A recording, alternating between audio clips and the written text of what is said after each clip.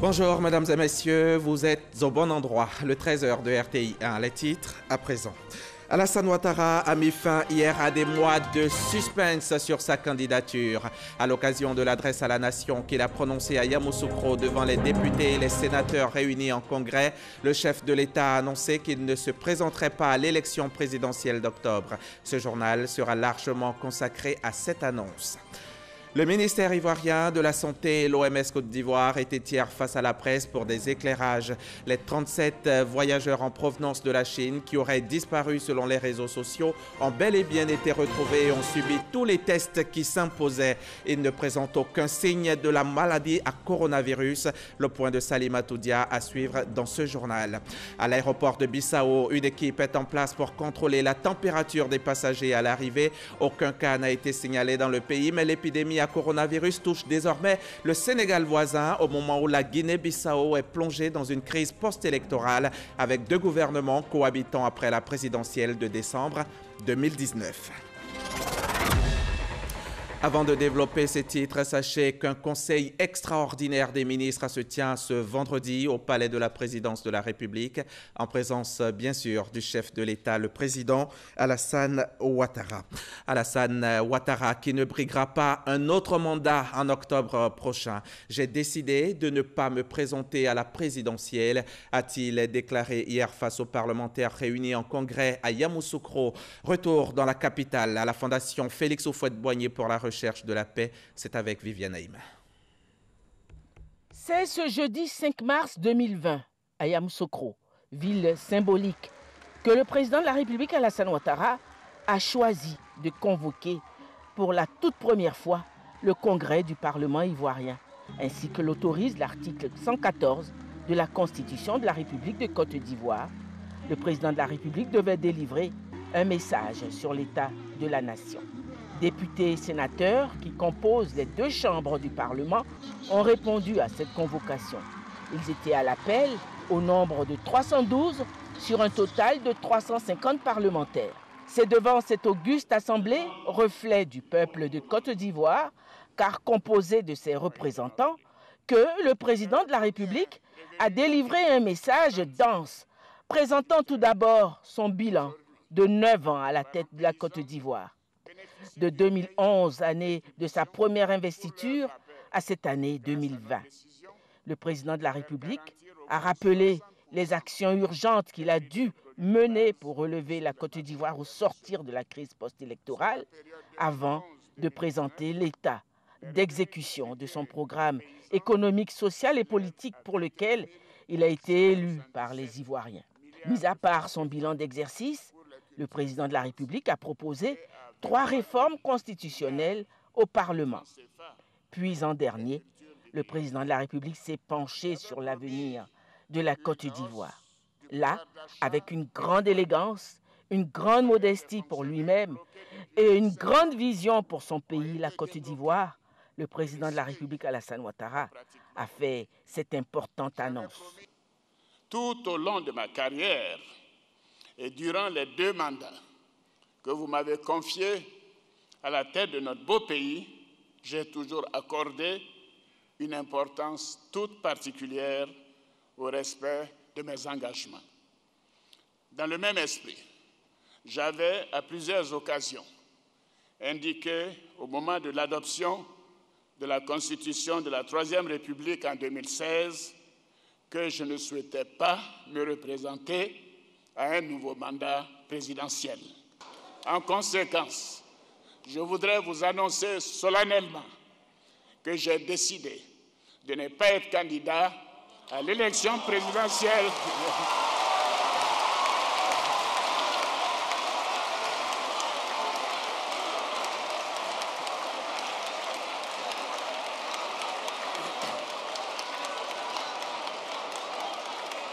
En conséquence, je voudrais vous annoncer solennellement que j'ai décidé de ne pas être candidat à l'élection présidentielle du 31 octobre 2020 et de transférer le pouvoir à une jeune génération.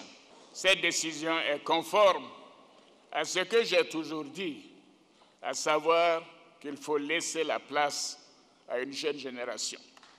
Oui. Une jeune génération en qui nous devons faire confiance. Des jeunes Ivoiriens, honnêtes, compétents et expérimentés, qui ont appris à nos côtés, comme nous l'avons fait aux côtés du père de la nation, le président Félix Houphouët-Boigny. Par cet acte, je vais donner la possibilité à des Ivoiriens plus jeunes de poursuivre l'œuvre de modernisation de notre pays et de conduire la destinée de notre nation avec toute l'énergie nécessaire. Je veux aussi assurer les conditions d'une passation de pouvoir d'un président démocratiquement élu à un autre, pour la première fois dans l'histoire de notre pays. Bien évidemment, je voudrais vous rassurer, je resterai disponible pour apporter ma contribution par mes conseils et mes relations. Monsieur le Président de l'Assemblée nationale, Monsieur le Président du Sénat, honorables députés, vénérables sénateurs, je voudrais pour terminer vous adresser mes chaleureuses félicitations pour votre importante contribution dans la bonne marche de notre pays.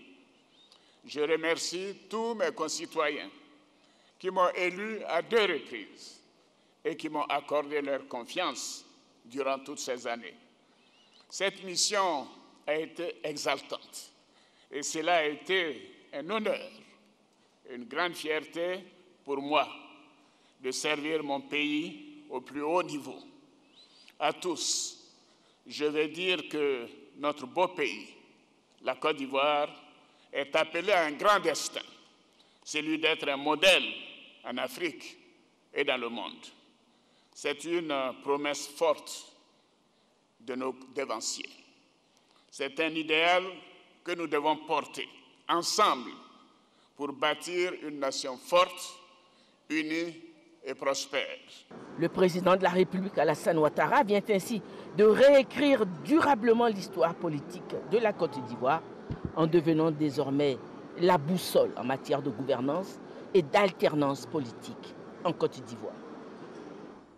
Et comme il fallait s'y attendre, cette annonce du chef de l'État qui dit non à un 3e mandat a suscité de vives émotions sur place à Yamoussoukro. De l'émotion, il y en a donc eu ce 5 mars. Alexis Ouedraogo. Il part. Il l'a dit sous les yeux de Félix Houphouët-Boigny dans cette salle de la Fondation pour la recherche de la paix. Alassane Ouattara ne sera pas candidat à sa propre succession. Dans la salle, c'est la douche froide, trahie par quelques acclamations et quelques protestations. L'émotion est intense. Presque tout le monde pleurait dans la salle quand il a annoncé qu'il n'allait pas être candidat. Les députés, des sénateurs, tout le monde était en larmes. Et Alassane Ouattara, en tout cas, est une légende. C'est un exemple. C'est un homme digne. Il est noble. C'est un démocrate. Et les hommes comme Alassane Ouattara sont rares. Après le bilan qui venait juste dégrainer, un bilan aussi extraordinaire, un bilan largement positif, un bilan incroyable. Après cela, on ne s'attendait pas à ce qu'il veut nous dire qu'il se retire. Vous voyez. Donc il y a eu beaucoup d'émotions. J'étais parmi ceux qui ont été le plus émus. Je crois que moi je suis peiné parce que j'ai tellement misé tout sur le président Alassane. Le président de 20 à 2050, de 2020 à 2050. Aujourd'hui, je constate que lui-même, il ne veut plus. Mais je crois que c'est une décision qu'il a prise. Quand il descend du pupitre, son épouse Dominique Ouattara le rejoint sur scène pour saluer l'Assemblée. Sur les marches qui le portent hors de cette salle, on veut le toucher, profiter encore quelques instants de sa présence. Ce jeudi 5 mars 2020, Alassane Ouattara, président de la République de Côte d'Ivoire, aura gravé en lettres d'or son histoire à la tête de la Côte d'Ivoire. Hier, dans son adresse à la nation, d'autres sujets à l'ordre du jour, notamment un projet de réforme constitutionnelle. Il entend introduire dans la nouvelle constitution la pérennisation de la nomination du vice-président par le président de la République, de la continuité du pouvoir législatif et de la consécration de la Cour de cassation et du Conseil d'État comme institution de la République. Je voudrais rappeler que la révision de la Constitution relève d'une procédure normale, prévue par la Constitution elle-même. Il est vrai que les révisions constitutionnelles suscitent méfiance et suspicion, car l'histoire récente de notre pays et celle de bien d'autres ont montré qu'elles ont souvent servi de prétexte pour pérenniser un pouvoir ou pour exclure des adversaires politiques du jeu électoral. Je veux vous rassurer. Le projet de révision de la Constitution que je vous soumettrai ne s'inscrit nullement dans cette optique.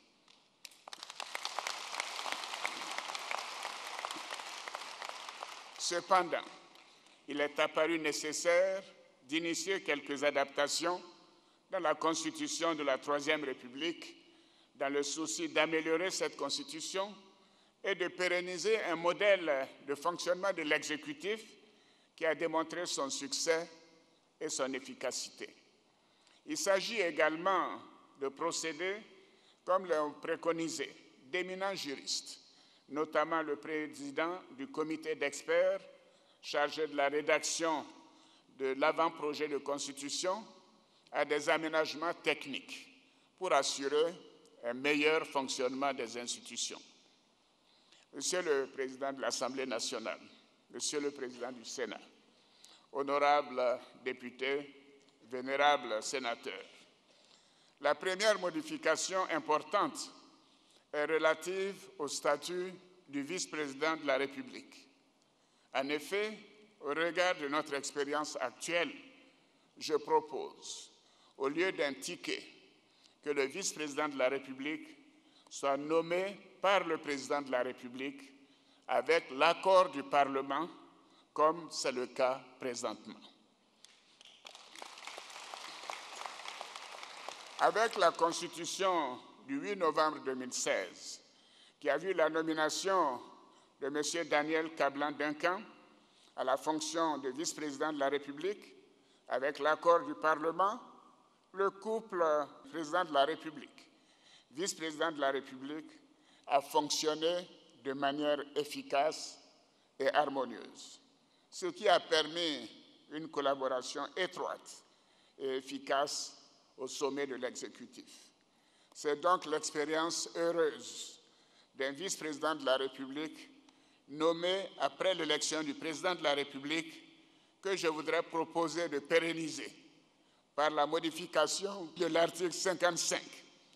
Et cette modification induit celle des articles 56, 57, 59, 62, 78 et 79. La deuxième réforme importante concerne le pouvoir législatif, c'est-à-dire vous, messieurs les députés et les sénateurs, avec la modification de l'article 90. Elle est relative à la continuité parlementaire. Ainsi, en cas d'impossibilité d'organiser des élections parlementaires dans les délais prescrits par la Constitution, actuellement c'est décembre 2020, il est proposé que le Parlement demeure en fonction jusqu'à l'organisation des prochaines élections. La troisième réforme majeure que je propose a trait à l'organisation judiciaire. Elle vise à consacrer la Cour de cassation et le Conseil d'État comme des institutions de la République au même titre que la Cour des comptes. Ainsi, la Cour de cassation, le Conseil d'État et la Cour des comptes deviennent les trois institutions juridictionnelles représentatives du pouvoir judiciaire. Cette réforme, qui a pour conséquence la disparition de la Cour suprême, répond au souci d'une rationalisation institutionnelle en vue d'un meilleur fonctionnement des institutions judiciaires. La modification proposée porte en conséquence sur les articles 143, 144, 146 et le chapitre 4 du titre 9. Elle implique la modification de l'article 160. Les autres réformes envisagées, suite aux observations formulées par le comité d'experts, consistent en l'aménagement, au redressement de missions ou à la reformulation de certaines dispositions. Elles concernent les articles 74, 90, 94, 101, 109, 134, 137, 177 et 182. Le contenu de ces aménagements sera détaillé dans l'exposé des motifs du projet de loi portant révision de la Constitution. Alors, que pensent les présidents d'institutions et les membres du gouvernement de cette proposition du chef de l'État? Nos reporters ont posé la question à quelques-uns d'entre eux. Voici leurs réponses. Les grands hommes ont une vision. Cette vision va au-delà de leur personne. Cette vision que le chef de l'État vient de nous démontrer, non seulement il aime notre pays, la Côte d'Ivoire, mais il veut que cette Côte d'Ivoire-là demeure toujours en paix. D'abord, c'est très émouvant. Vous voyez, la salle était très calme, malgré la profondeur du discours du président, parce que c'est un grand homme. Ce qu'il a dit c'est conforme à ses engagements. Mais il est vrai qu'il a senti que beaucoup d'Ivoiriens, quelles que soient les choses, auraient souhaité l'avoir encore. Mais le président Ouattara a toujours été un grand homme. Moi, personnellement, j'ai eu la chance de le connaître depuis Dakar, depuis la BCAO, tout au début des années 80. Il est resté tel qu'il est. Et j'allais dire à notre corps défendant, il est resté conforme à ses engagements. Je repars triste parce que le président Alassane Ouattara a tout donné à la Côte d'Ivoire. Donc nous disons merci au Seigneur qui nous l'a donné. Nous disons merci à son Excellence, M. Alassane Ouattara, pour ce qu'il a apporté à la Côte d'Ivoire, pour ce qu'il est pour la Côte d'Ivoire et ce qu'il va demeurer pour la Côte d'Ivoire, car il a dit qu'il restera là pour accompagner la nouvelle équipe qui sera en place. Nous venons d'assister à quelque chose d'historique. Nous venons de voir un grand homme, quelqu'un qui veut réécrire l'histoire de la Côte d'Ivoire et donner à la Côte d'Ivoire ce qu'elle n'a jamais connu. De voir, comme il a dit lui-même, opérant donc de la présidence, un président partir et un autre entrer. C'est une histoire qui nous offre à cette génération à laquelle il veut laisser le pouvoir. Et nous sommes confortés dans ce qu'il a dit. Il est allé au-delà de la construction matérielle du pays pour que nous ayons des textes, pour que nous ayons des lois, pour que nous ayons une constitution qui nous évite tout ce qui nous est arrivé par le passé. Je pense que ça, c'est extrêmement important. C'était un chantier extrêmement important. Tout ce qui a été fait pour que le pays se remette en marche a été bien fait. Mais il faut que cela repose sur un socle important. Les parlementaires, eux aussi, ont réagi à ce discours du chef de l'État. C'était également au micro de nos reporters, un tour d'horizon de leur réaction. Aujourd'hui, c'est un jour émotionnel. C'est très dur. C'était dur de voir un homme comme le président Alassane Ouattara s'en aller. C'est une partie de nous-mêmes. À un moment donné de son discours, non seulement j'ai reconnu Félix Houphouët-Boigny, mais j'ai reconnu Nelson Mandela. J'ai reconnu Luther King parce qu'il avait un rêve pour son pays. Et aujourd'hui, il a un autre rêve, la chaîne des générations. Il croit à cette chaîne des générations, à cette conjugaison des compétences à la Côte d'Ivoire rassemblée, cette Côte d'Ivoire forte de sa diversité, conquérante. Il veut cette Côte d'Ivoire, mais il le veut pour tous les Ivoiriens, pas seulement pour les militants RHDP. Je crois que c'est un grand discours. Un grand discours, d'abord à travers l'annonce de du président de la République de ne pas être candidat à l'élection présidentielle d'octobre 2020. C'est très important parce que beaucoup de spéculations circulaient. C'est un acte fort, il faut le saluer. Deuxièmement, il n'y a pas eu de tripatouillage pour éliminer des candidatures à travers la réforme constitutionnelle. C'est aussi un acte fort qui montre bien que le président Ouattara veut créer les conditions d'une compétition équitable, transparente et pour permettre à celui que les Ivoiriens souhaitent voir à la tête de ce pays d'être l'élu de demain. Le président a fait un grand discours en disant devant la nation qu'il ne se représentait plus pour un troisième mandat. C'est affaire normal, puisque la Constitution ne lui permet pas d'être encore candidat. Donc c'est affaire normal et le président a respecté la Constitution parce qu'en réalité, après 2 mandats, il devrait partir et ce qu'il vient de dire au grand bonheur des Ivoiriens. Donc nous sommes remerciés au président qui a respecté la Constitution ivoirienne. Il vient de démontrer qu'il est le grand dépositaire de l'ophotisme. Mais quand un grand homme parle, je crois que nous avons écouté religieusement et nous avons pris acte. À chaud, nous disons tout simplement que c'est un grand homme. C'est un très grand discours qui donne espoir aux Ivoiriens.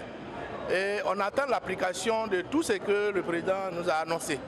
Et en tant que politiciens, nous sommes, comme je l'ai dit tout à l'heure, nous sommes ouverts.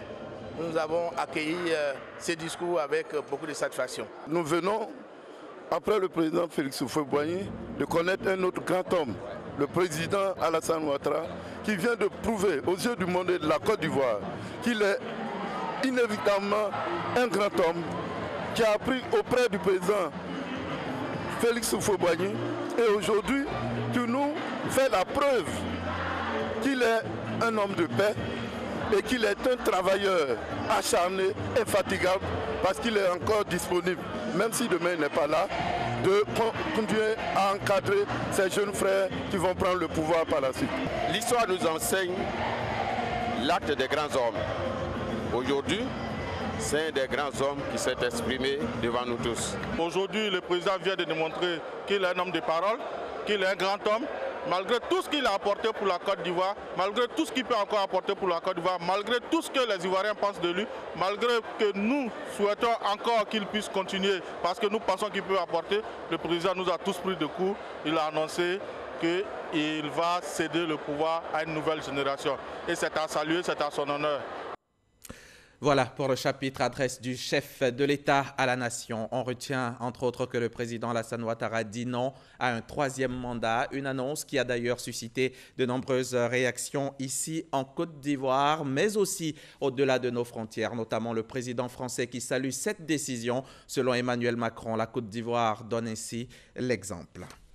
Autre sujet qui défraie la chronique au plan national, le coronavirus. La maladie continue sa progression à travers la planète et l'onde de choc est entre autres l'annulation ou le report de nombreux événements. Tenez, le gala de la Fondation Children of Africa, initialement prévu le vendredi 3 avril à Abidjan, est reporté au vendredi 12 juin prochain en raison de l'épidémie du coronavirus qui sévit actuellement dans le monde. Bien que la Côte d'Ivoire ne soit pas directement touchée, nous avons décidé de prendre cette mesure en signe de solidarité avec les pays qui se battent contre ce virus. Les réservations restent cependant valables. Infoline 22 48 03 03, signé des mains de Dominique Ouattara, présidente de Children of Africa, la fondation donc et première dame de Côte d'Ivoire. Aucun cas n'est donc encore à déplorer sur le sol ivoirien, heureusement d'ailleurs, même si une rumeur faisait état de 37 voyageurs en provenance de la Chine qui seraient introuvables par les autorités sanitaires. Il n'en est rien. Ces voyageurs ont été bel et bien retrouvés et se sont soumis à tous les tests. Résultat, RAS, aucun danger. Les 37 voyageurs en provenance de la Chine, injoignables, ont finalement été identifiés avec le concours de l'ambassade de la Chine et de la Chambre de commerce des entreprises chinoises en Côte d'Ivoire. À l'instar de tous les passagers en provenance des pays affectés par la maladie à coronavirus, ont fait l'objet d'un contrôle sanitaire à l'aéroport international Félix Houphouët-Boigny. Cependant, ils ont fourni pour certains des numéros qui étaient erronés, pour d'autres des numéros de la provenance, alors que ça devait être des numéros de la destination, et pour d'autres encore, des numéros en mandarin, en chinois. Mais très rapidement, ce problème a été résolu. Nous avons retrouvé tous ces passagers qui étaient mis en quarantaine systématique.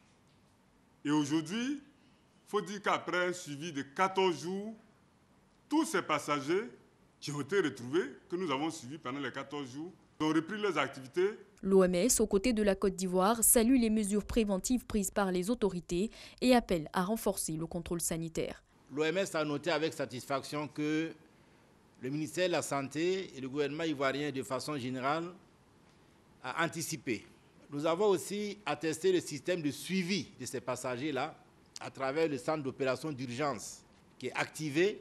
Nous avons à ce jour près de 10 experts de l'OMS qui sont dans le pays, qui travaillent aux côtés du gouvernement pour renforcer tous ces volets et faire en sorte qu'il n'y ait pas de cas. Le taux de suivi des passagers en provenance de Chine, qui était de 91% à la période du 24 février, est passé à 100% avec les 37 voyageurs identifiés.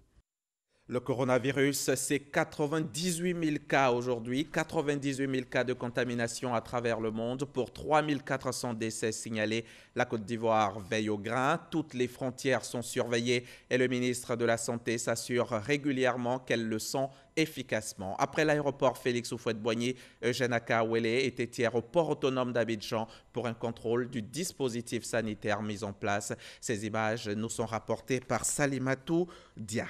En Guinée-Bissau non plus, aucun cas n'a été signalé, mais l'épidémie touche désormais le Sénégal voisin au moment où la Guinée-Bissau est plongée dans une crise post-électorale avec deux gouvernements cohabitant après la présidentielle de décembre. La lutte contre le Covid-19 est impactée par ce bras de fer politique entre le camp de Nuno Nabian, nommé par le nouveau président Umaro Sissoko Embalo, et celui de son rival, de ce dernier, Aristide Gomez, vainqueur donc des législatives.